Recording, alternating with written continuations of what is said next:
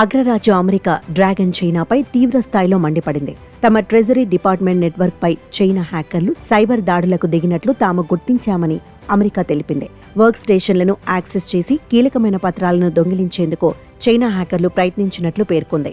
America treasury department కాంగ్రెస్కు రాసిన లేఖలో ఈ విషయాలను వెల్లడించినట్లు ఆ దేశ మీడియా వెల్లడించింది. వాస్తవానికి ఈ నెల ప్రారంభంలోనే అమెరికాలో సైబర్ దాడి జరిగింది. Third party cyber security service providers సాయంతో హ్యాకర్లు అమెరికా ట్రెజరీ వర్క్ స్టేషన్లతో సహా కీలకమైన దస్త్రాలను యాక్సెస్ చేయగలిగారు.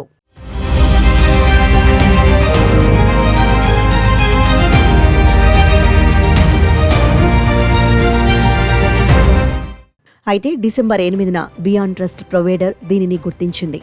వెంటనే అప్రమత్తమై ఈ విషయాన్ని ట్రెజరీ విభాగానికి తెలిపిందని ట్రెజరీ డిపార్ట్మెంట్ అధికార ప్రతినిధి తెలిపారు.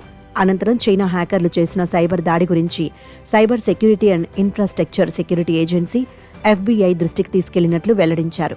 అయితే దీనిపై FBI అధికారులు ఇంకా స్పందించలేదు. అయితే అమెరికా ఆరోపణలను వాషింగ్టన్లోని బీజింగ్ రాయబార కార్యాలయం తీవ్రంగా ఖండించింది.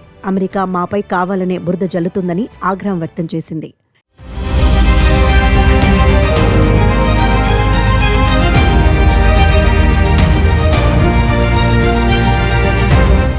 ఎటువంటి వాస్తవ ఆధారాలు లేకుండా చైనాపై అమెరికా చేస్తున్న ఆరోపణలను గట్టిగా వ్యతిరేకిస్తున్నామని బీజింగ్ రాయబార కార్యాలయం అధికారులు పేర్కొంది.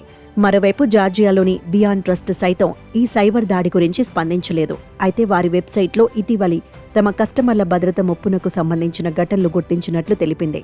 దీనిపై దర్యాప్తు జరుపుతున్నట్లు వెల్లడించింది. బియాన్ ట్రస్ట్ వివరించిన సైబర్ అటాక్ ట్రెజరీ నివేదించిన హ్యాకింగ్ ఘటనకు దగ్గరగా ఉన్నట్లు గుర్తించామని, అయినప్పటికీ ఈ ఘటనపై విచారణ జరగాల్సి ఉందని ఓ సైబర్ సెక్యూరిటీ కంపెనీ అధికారి పేర్కొన్నారు.